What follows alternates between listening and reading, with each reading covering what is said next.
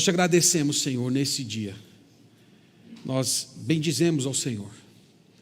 Nós recordamos hoje, Pai, que foi num domingo semelhante a esse, que o nosso Senhor Jesus Cristo ressurgiu dos mortos, que Ele venceu a morte, tornando-se o primeiro dessa nova humanidade, que um dia vai ocupar o novo céus e a nova terra.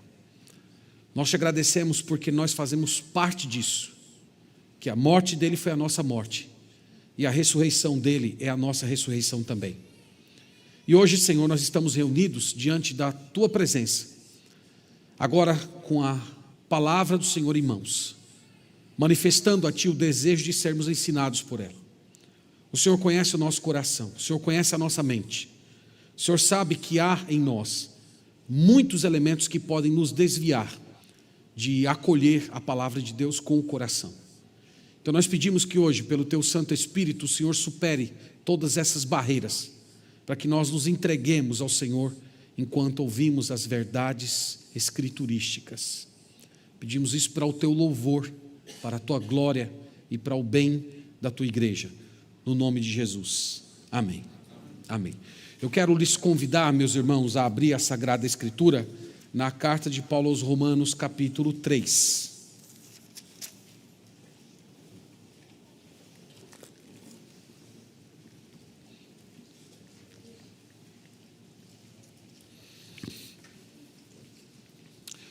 Hoje é o domingo de Páscoa.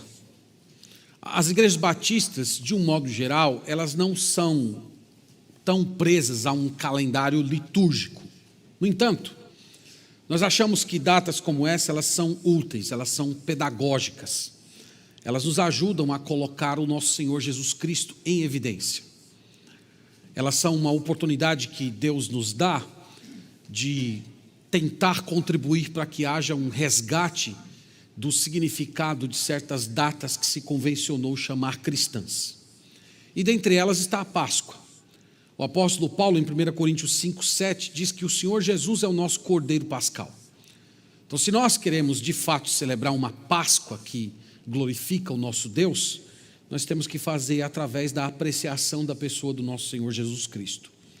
E é isso que nós queremos fazer hoje, irmãos. Nós queremos, a partir de Romanos capítulo 3, do verso 25 até o verso 28, apresentar para os irmãos o Senhor Jesus Cristo como sendo o propiciatório de Deus. Então nós vamos ler o texto e vamos procurar nos aproximar dele a partir disso. O Senhor Jesus Cristo como aquele que é sacrificado, o Senhor Jesus Cristo como sendo o Cordeiro de Deus que tira o pecado do mundo. Nós vamos fazer isso a partir do versículo 25 até o 28 de Romanos 3. Então vamos ler com fé a palavra do Senhor.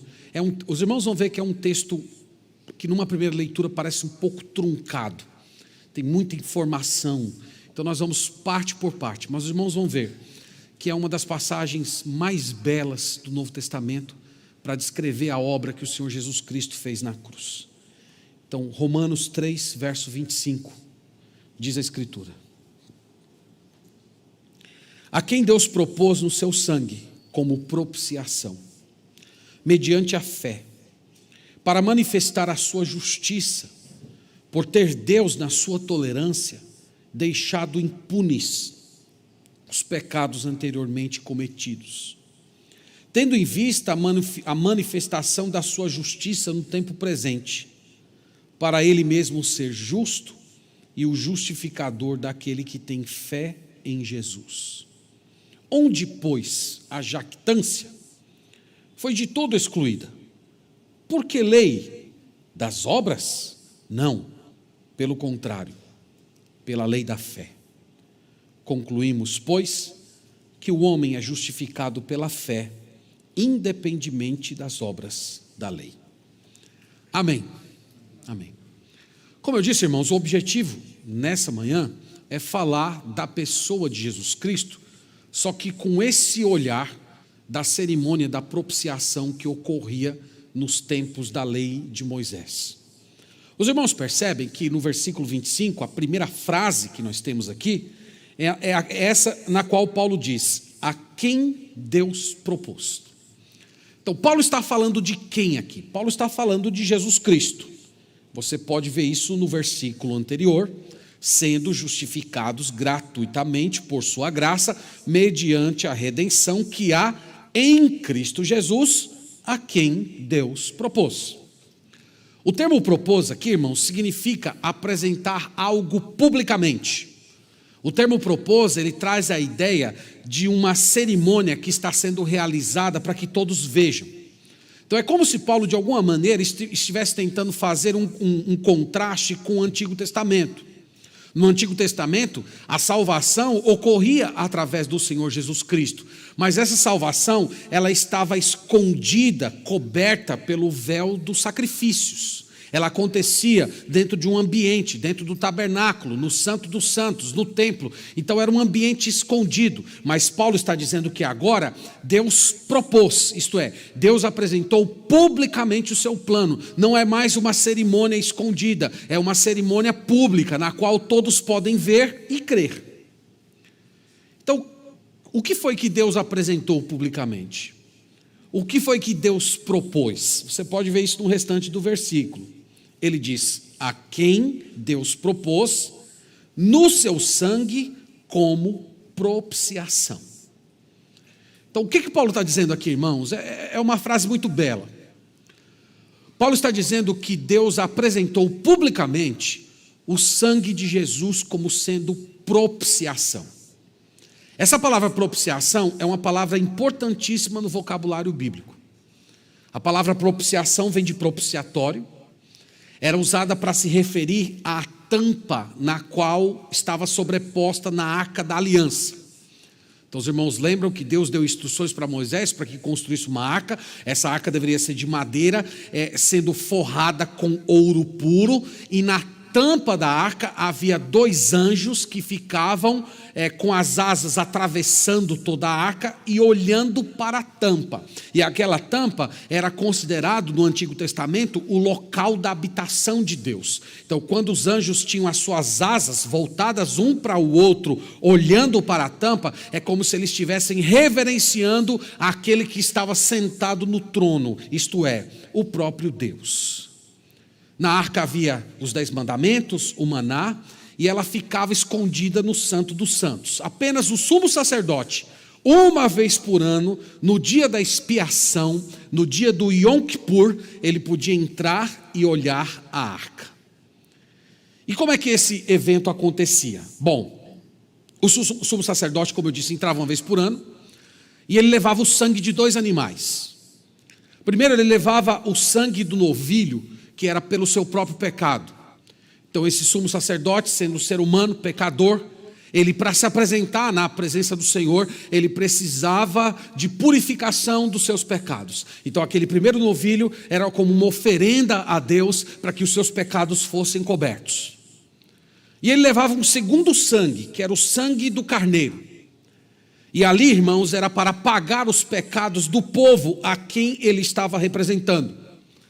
Então, quando ele entrava no Santo dos Santos, uma vez por ano, com aqueles 2 sangues na mão, ele se dirigia à arca na tampa e ele derramava aquele sangue. E naquele instante em que o sangue era derramado na tampa, ocorria a propiciação, isto é, ocorria o apaziguamento da ira de Deus.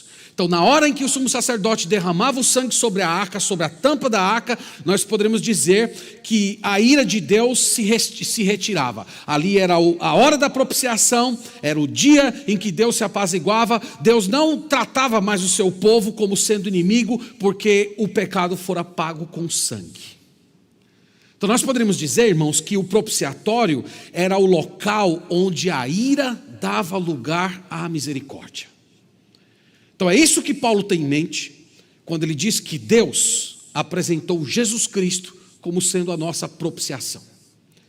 É como se aquela propiciação, aquele ritual que acontecia uma vez por ano na história de Israel, se cumprisse de uma forma perfeita na pessoa e na obra do Senhor Jesus Cristo. Então Jesus Cristo é a nossa propiciação. O que isso significa em primeiro lugar? Significa em primeiro lugar que o homem está numa situação de inimizade contra Deus. Inclusive, Paulo fala isso em Romanos 1,18, que a ira de Deus se revela do céu contra toda a impiedade daqueles homens que deturpam a verdade pela mentira. Então, Deus está irado contra o ser humano. E como é que essa ira pode ser aplacada? Como é que essa ira pode se tornar em amor? Como é que Deus pode olhar para pessoas as quais Ele rejeita e de repente Ele passar a acolher essas pessoas? Só há uma forma. Deus propôs um caminho, Paulo está dizendo. O caminho é apresentar Jesus Cristo como propiciação. Então, o versículo, irmãos, literalmente quer dizer o seguinte: que Deus tornou Jesus publicamente como um propiciatório. É isso que Paulo está falando. É bem diferente, irmãos, do propiciatório do Antigo Testamento. O propiciatório do Antigo Testamento ficava escondido. Ele ficava no Santo dos Santos. O propiciatório da nova aliança, o propiciatório de Cristo, ele não é escondido, ele é público. Ele foi elevado na cidade de Jerusalém, todos que estavam ali puderam contemplar. O propiciatório do Antigo Testamento envolvia sangue de animais. Cristo como propiciatório, nós temos ali o sangue divino. O propiciatório do Antigo Testamento, meus irmãos, era repetido todo ano.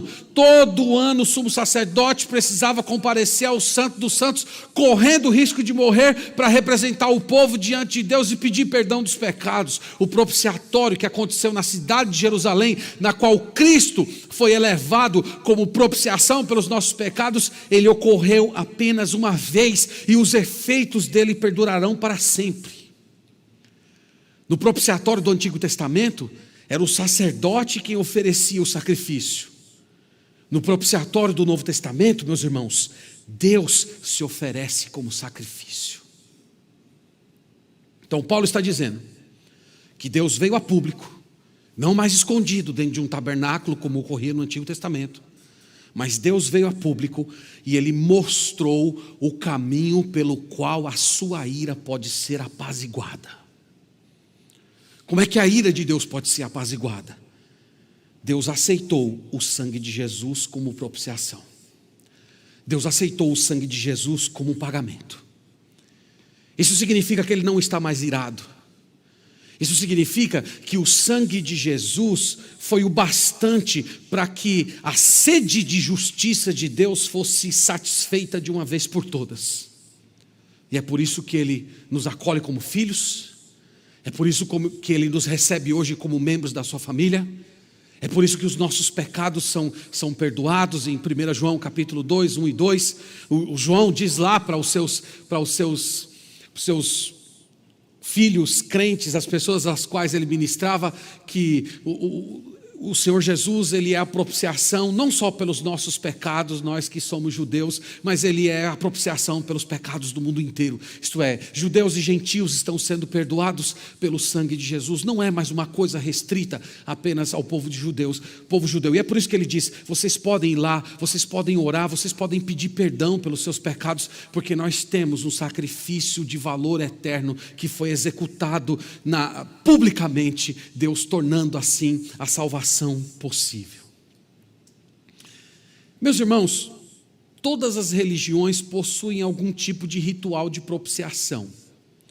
Se você pegar as religiões antigas, as religiões pagãs, você vai ver que todas elas possuem essa ideia de que há uma divindade que está desgostosa, que precisa ser apaziguada. Inclusive os críticos da fé cristã mostram que o cristianismo nesse sentido é igual a todas as religiões, porque as outras religiões também possuem algum ritual de propiciação e de apaziguamento. Mas a diferença fundamental da fé cristã para as religiões pagãs é que nas religiões pagãs é o homem que precisa apaziguar a sua divindade irada.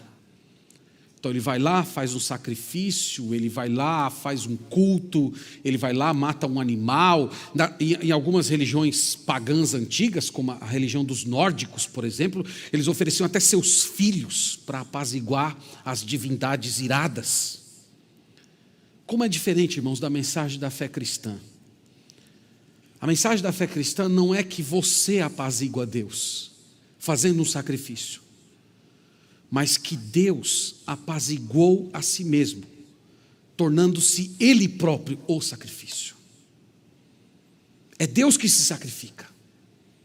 Não é você que apazigua Deus. Não é você que se torna aceitável a Deus. Não é você que pacifica um Deus que está irado. Mas é o próprio Filho de Deus derramando o seu sangue. Aquele que tem essência divina. Só Ele que pode aplacar a ira. Só Ele que pode cobrir todos os nossos pecados. E Paulo está dizendo, Deus fez isso publicamente. É como se Deus, naquele dia, irmãos, naquela sexta-feira, lá no Calvário, Ele estivesse apontando para o Filho dele, dizendo, aqui, eu estou propondo esse caminho, eu estou mostrando para vocês que esse é o meio, eu estou indicando para vocês a forma segundo a qual a minha ira pode ser aplacada. E foi lá naquela cruz, que a ira de Deus foi derramada sobre Jesus, e foi lá naquela cruz, que a ira de Deus cessou. Deus olhou para aquele sacrifício e disse, é o bastante. Nada mais precisa ser acrescentado. Então é isso, irmãos, que Paulo quer dizer, quando ele afirma que Deus propôs, que Deus apresentou Jesus publicamente, como sendo uma propiciação pelos nossos pecados. Agora, o ponto é, como é que nós podemos obter essa propiciação? Afinal de contas, esse evento ocorreu há quase 2000 anos atrás. Nenhum de nós estava lá naquela ocasião. Então, como é que aquele evento que aconteceu há quase 2000 anos atrás, como é que os efeitos, o poder desse evento pode atravessar a história? E no meu caso, no dia 20 de março de 1999, se tornar minha propiciação. É o que Paulo diz no restante do verso. Veja aí comigo. Ele fala assim, verso 25, a quem Deus propôs no seu sangue como propiciação mediante a fé. Essa frasezinha aqui é muito importante. É mediante a fé. É mediante a fé no sangue de Jesus. Em outras palavras, irmãos, você não estava lá, você não viu, você não tocou, mas você acredita de todo o coração e confia. Então, é a fé que faz com que o poder daquela propiciação que foi feita 2000 anos atrás, atravesse os corredores da história e chegue na sua vida até hoje. É a fé salvadora. É essa fé na qual você diz assim, Senhor, eu acredito que foi por mim. Eu creio de todo o meu coração que o Senhor não está mais irado comigo, porque o Senhor aceitou o sangue de Jesus sendo derramado no lugar do meu sangue. Eu acredito que o sacrifício de Jesus realizado naquele Calvário foi a propiciação pelos meus pecados. E você crê de todo o coração, você se apossa dessa verdade com toda a sua alma e você passa a viver a sua vida em torno de tudo isso, desse evento. Eu não estava lá, mas ele é meu. Eu não estava lá, mas eu sei que foi por mim. E você passa a viver toda a sua história fundamentada nesse evento. Nós podemos dizer que essa é a fé salvadora. E é isso que significa ser cristão. Você não presenciou, mas você acredita de todo o coração. Você possui uma fé, você descansa nisso. Você tem certeza disso. Então Paulo diz que é assim que a propiciação é obtida. O Espírito Santo de Deus vem e comunica fé ao seu coração.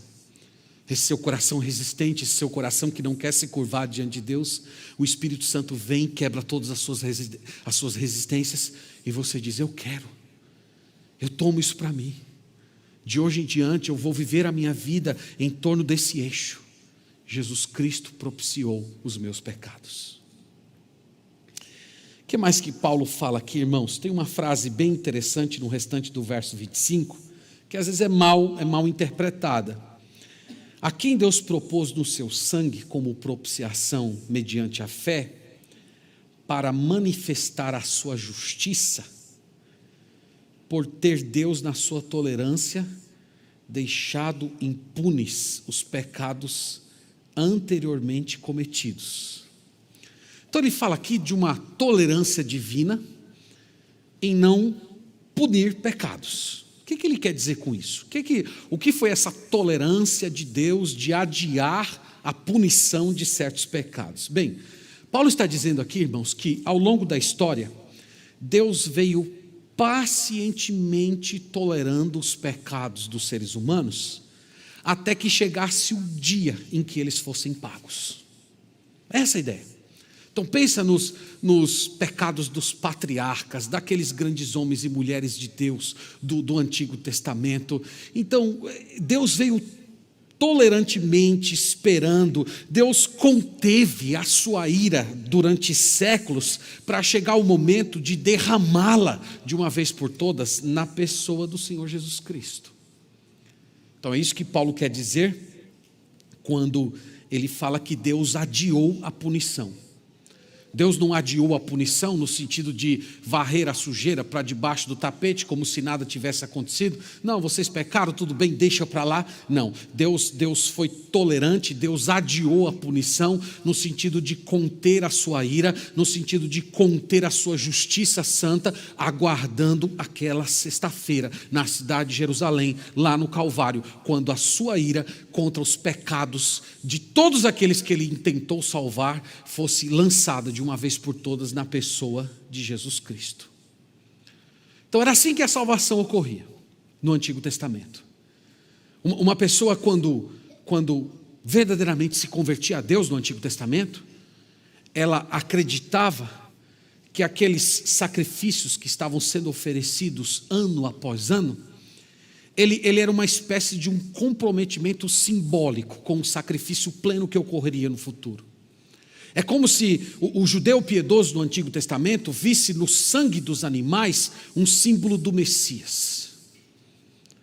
Esse sangue aqui, ele perdoa os meus pecados por enquanto. Deus vai ter que ser um pouco mais tolerante comigo, até que Ele mesmo providencie um meio pelo qual haja um sacrifício perfeito, completo, eterno, que não necessitará mais de animais sendo mortos para realizar propiciação. Então era assim que ocorria no Antigo Testamento. E por que Deus fez isso, irmãos? Porque Deus tolerou durante algum tempo os nossos pecados para depois punir os pecados em Jesus. Ele diz assim, no verso 26.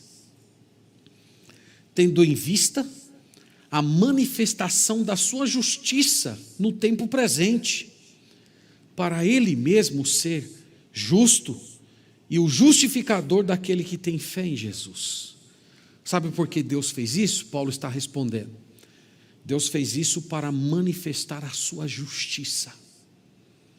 Em outras palavras, irmãos, ninguém jamais poderá acusar Deus de ser injusto.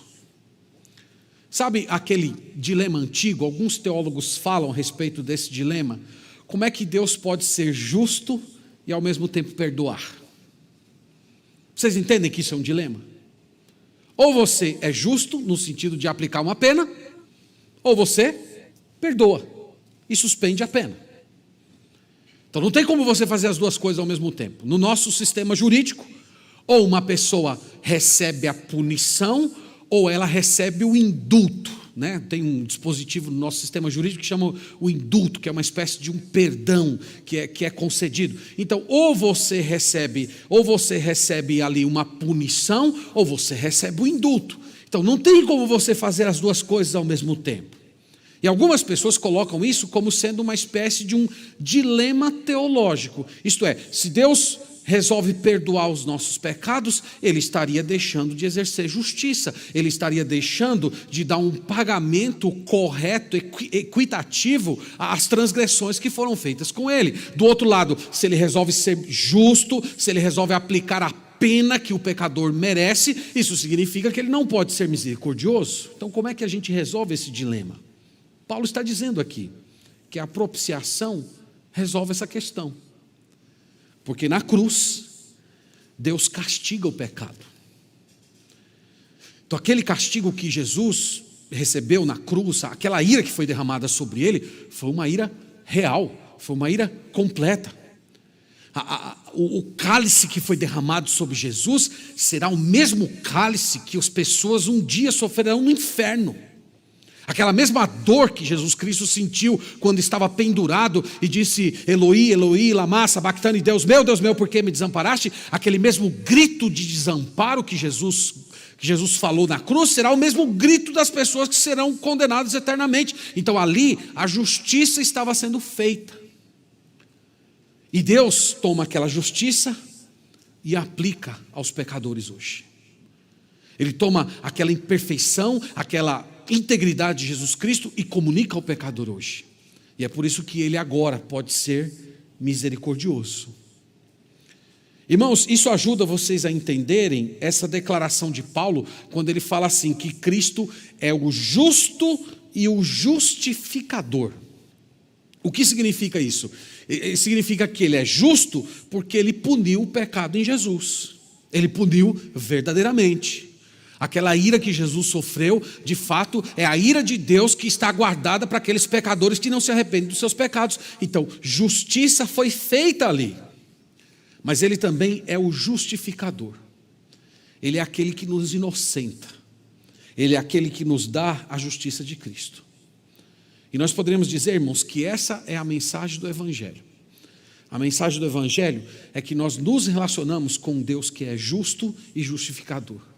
Ele é um Deus que executa a sua palavra. Ele disse, o salário do pecado é a morte. Ele disse, a alma que pecar, essa morrerá. E de fato, essa palavra divina ocorreu naquela sexta-feira na cruz. Ali houve pagamento de pecado, ali houve morte, ali houve separação de Deus, ali houve juízo. Então o nosso Deus é um Deus justo, mas o nosso Deus também é um Deus justificador. O nosso Deus é um Deus que olha para pessoas culpadas, Ele é um Deus que olha para pessoas que merecem a condenação, e Ele pega a condenação de Jesus e torna como sendo a condenação daquelas pessoas. Ele pega toda a justiça de Cristo, toda a perfeição de caráter de Jesus e aplica a pecadores perdidos, e Ele pode ser aquele que justifica agora, Ele pode ser aquele que inocenta.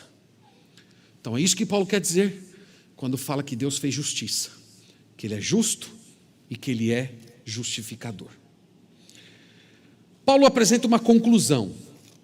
Essa conclusão está no verso 27. Veja comigo aí, a conclusão lógica de uma pessoa que é justificada por Deus.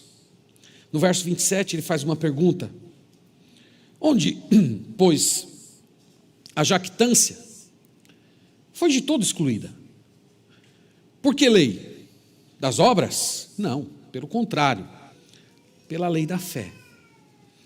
Vocês sabem que a palavra jactância, né? Ninguém usa hoje essa palavra na língua portuguesa. Nas próximas traduções precisa dar uma atualizada aqui, não é?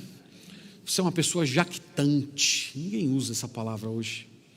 Jactância é orgulho. Então a pergunta de Paulo é: onde é que está o orgulho? Onde é que fica a arrogância? A pergunta é mais ou menos essa. Imagina você adentrando os portões da eternidade, Nova Jerusalém, novo céus e nova terra.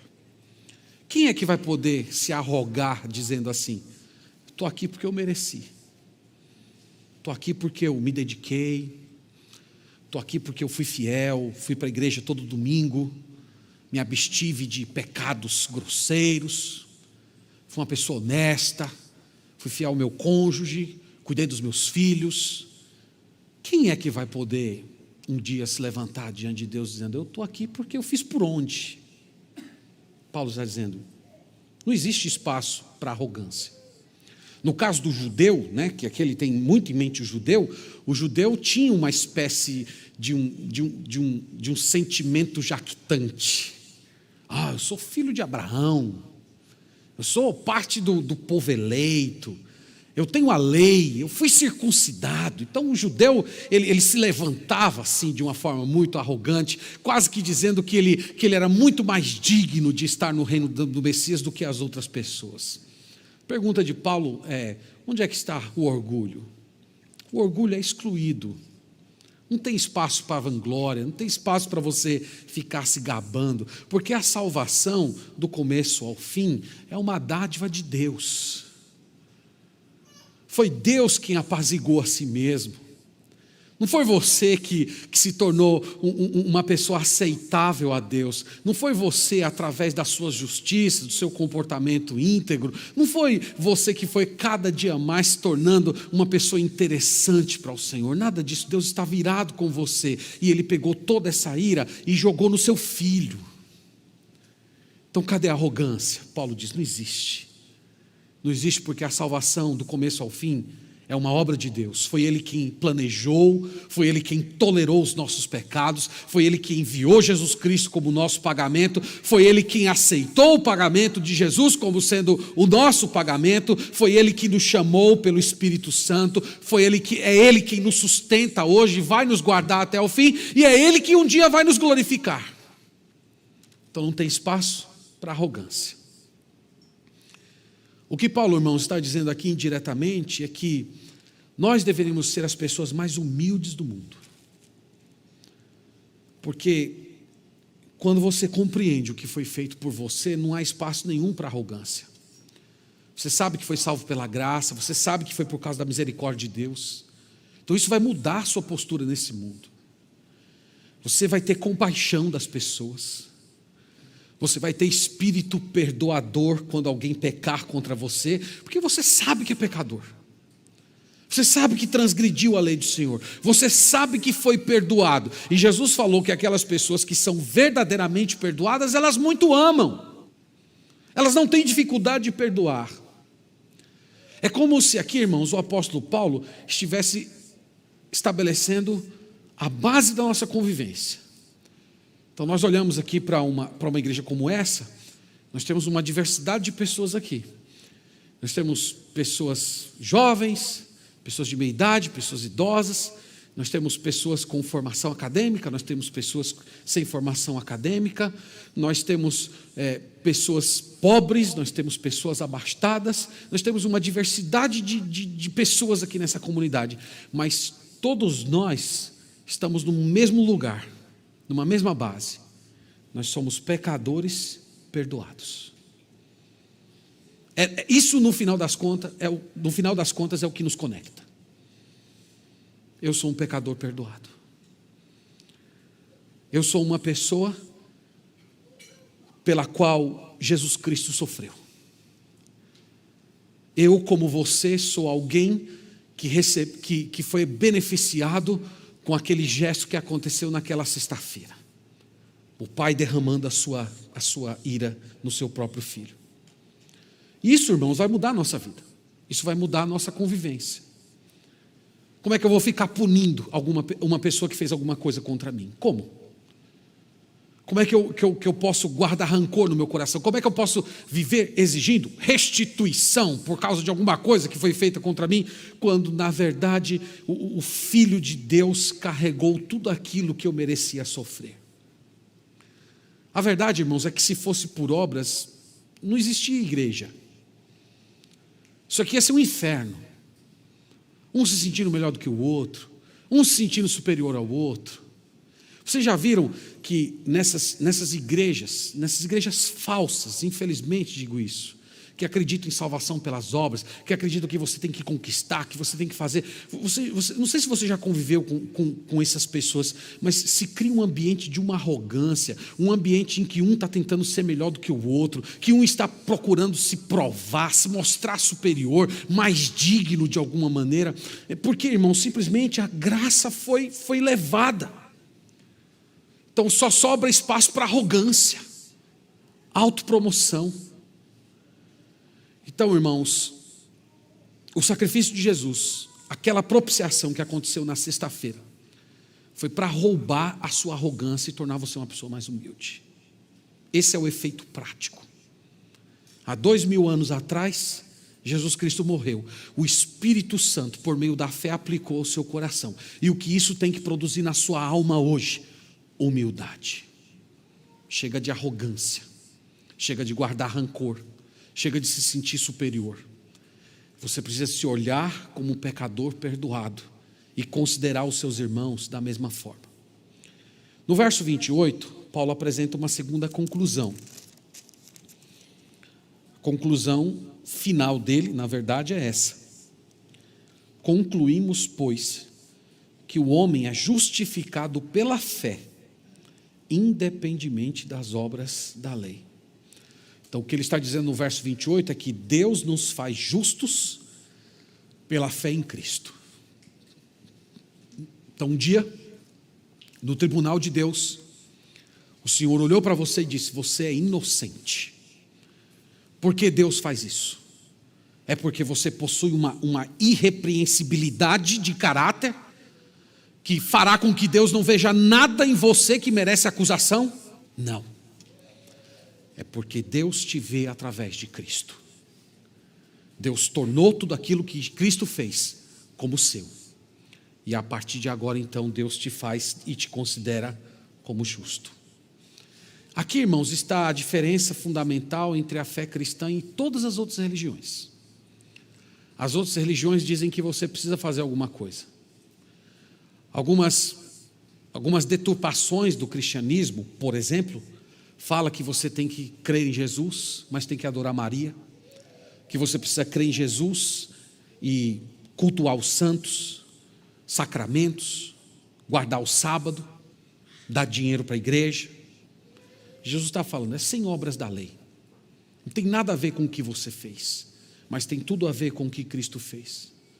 Portanto, meus irmãos, a redenção do pecador, do começo ao fim, é uma obra santa e maravilhosa de Deus. O Senhor proveu um meio, Ele provou e mostrou publicamente o caminho pelo qual a sua ira pode ser aplacada. Deus veio a nós, Ele procura os pecadores, apesar de todos os nossos pecados. Então hoje nós podemos olhar para a cruz e ver naquele local o ambiente em que Deus apaziguou a sua ira para sempre.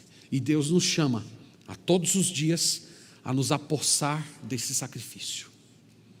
Você precisa continuar se exercitando. Jesus Cristo propiciou o seu pecado no sentido de remover a culpa. De uma vez por todas, não há mais condenação sobre você. Mas você continua pecando ainda. Então você precisa voltar-se para aquela sexta-feira. E todos os dias, clamando pelo perdão de Deus. Para que o seu relacionamento seja renovado com Ele. E você experimente a santificação. Dito isso, irmãos, quero trazer algumas conclusões. Depois nós vamos orar. O que é que a propiciação de Deus em Cristo Jesus nos ensina hoje? Em primeiro lugar, nos ensina que Deus nos ama. 1 João 4, verso 9, queria que você olhasse, por favor, comigo. Passagem belíssima, irmãos. Tem muitas passagens belas no Novo Testamento, mas essa passagem é uma passagem especial. 1 João capítulo 4, verso 9.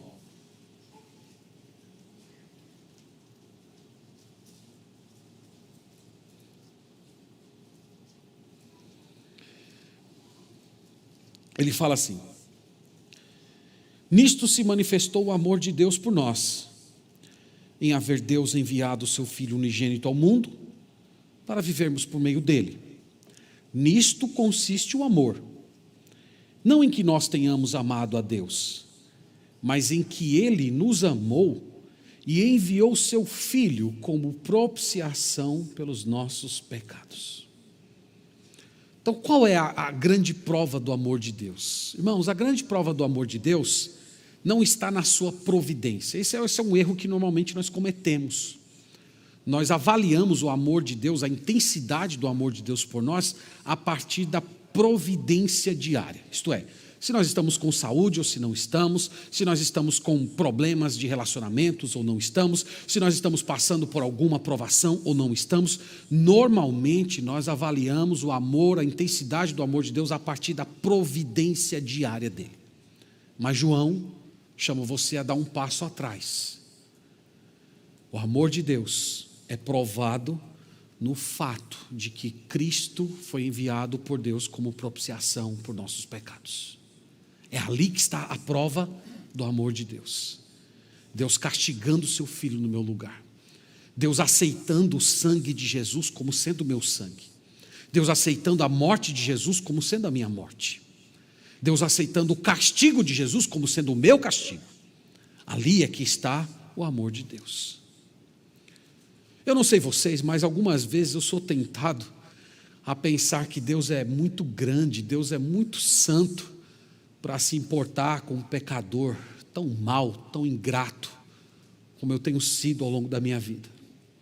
Muitas vezes eu me pego com esse dilema. Que Deus ia olhar para mim? Deus é grande, Deus é santo, Deus tem os anjos.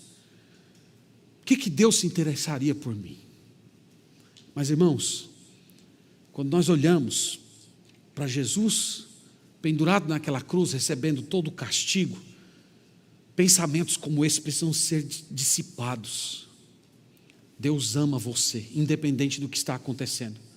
E a propiciação é a prova disso.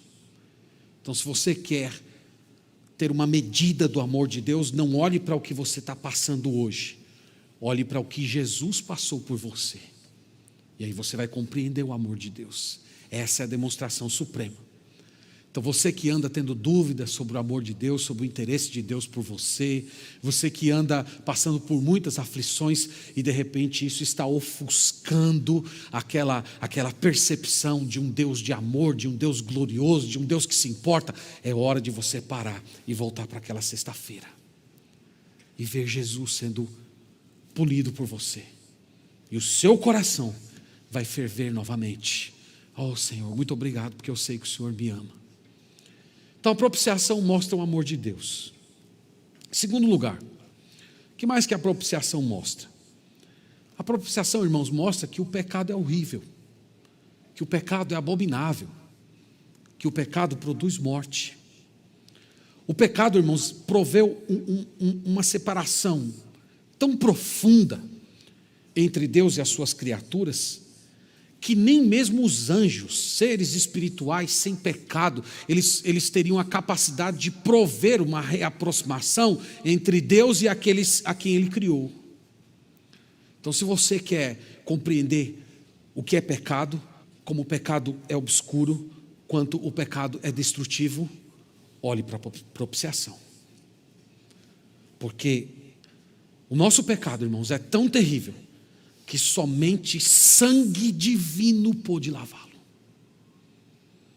Não haveria mais nenhum, não haveria nada a ser feito, nenhum sacrifício, né? Quando o irmão Fábio orou hoje dizendo que mesmo que sacrificasse todos os animais do mundo, não seria suficiente para pagar.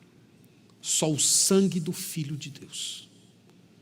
Então, quando você olha para a propiciação, você pode ter uma ideia da obscuridade que é o seu pecado. Você perceber que pecado é sério. Que você não pode ficar relativizando os seus pecados. O pecado custou o sangue divino.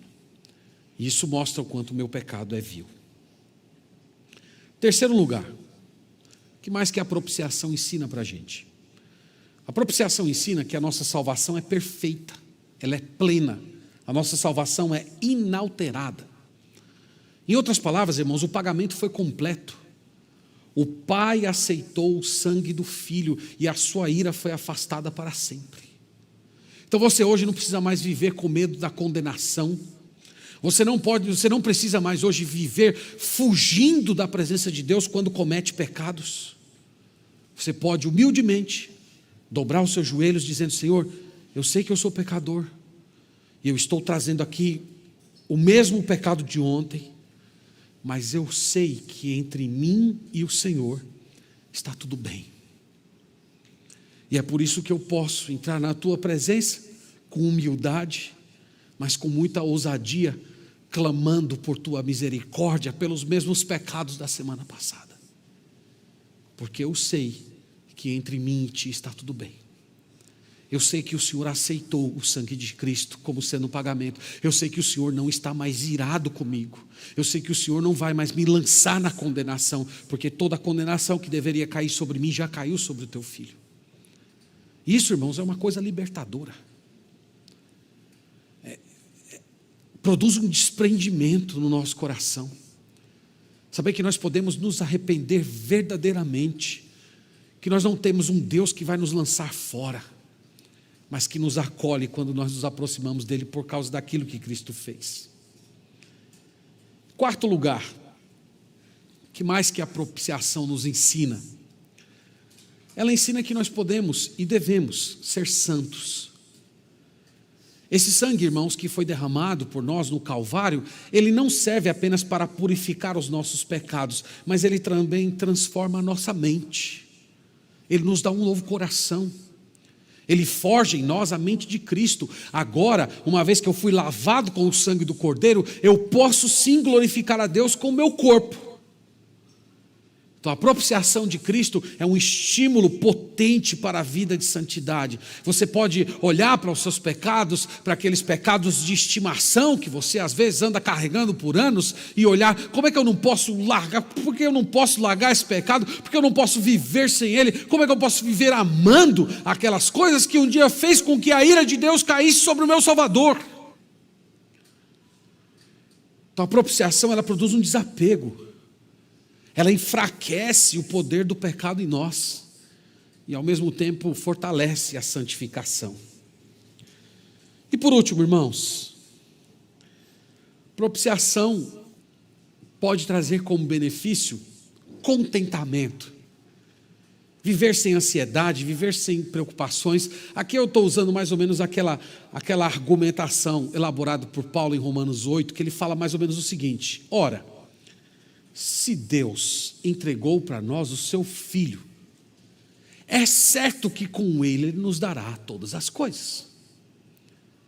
Então, a elaboração de Paulo é mais ou menos o seguinte: se Deus entregou o que Ele tinha de mais precioso, o ente santo, o Filho amado, se Ele entregou Jesus por você, por que você acha que Ele vai reter as outras coisas?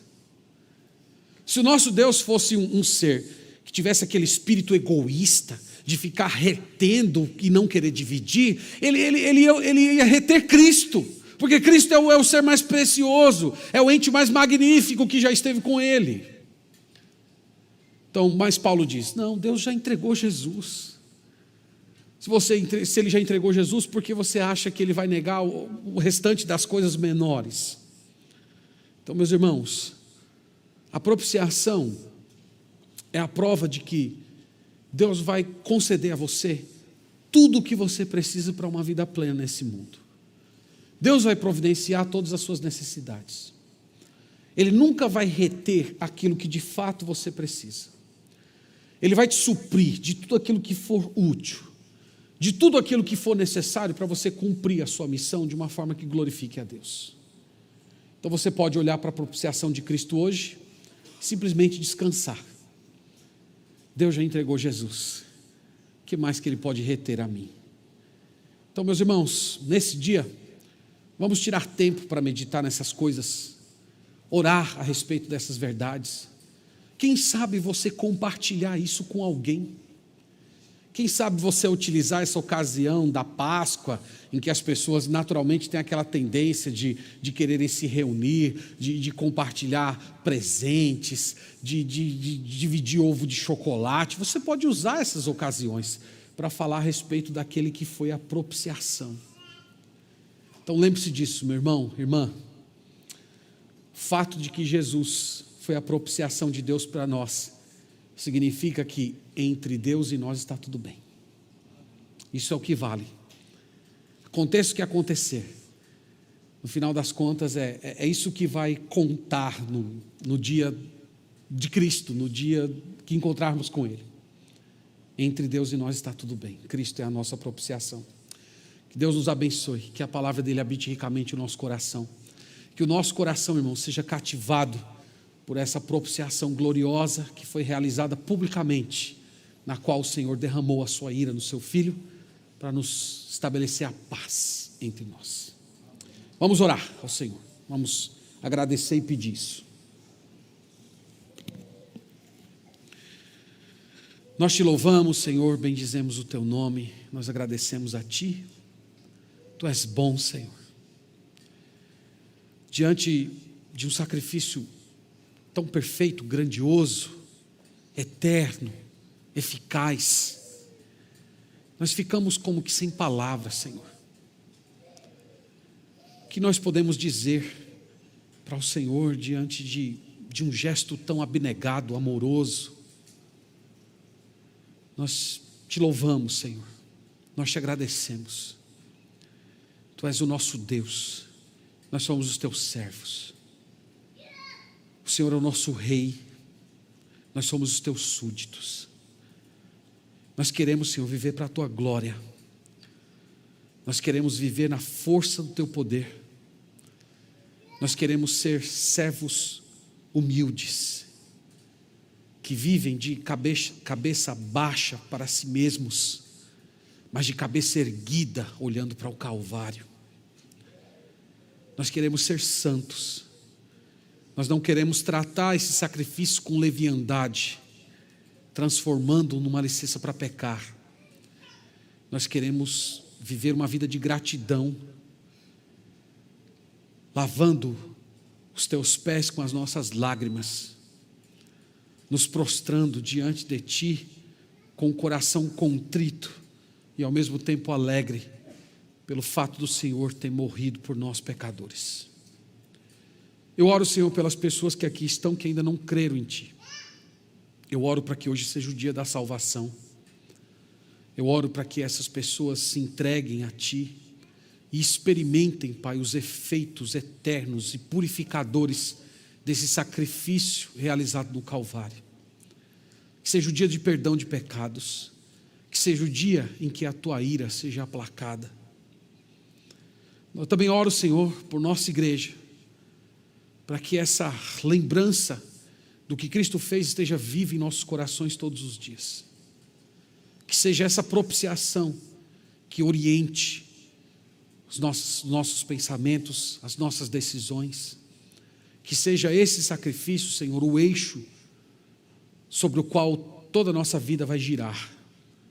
Que nós vivamos olhando para o passado, gratos no presente e com expectativa do futuro, da chegada do teu Filho. Obrigado por essa manhã, por compartilhar esse tempo de comunhão com os irmãos em torno da tua palavra, e desde já pedimos a bênção do Senhor para a celebração da tua mesa. No nome de Jesus, amém.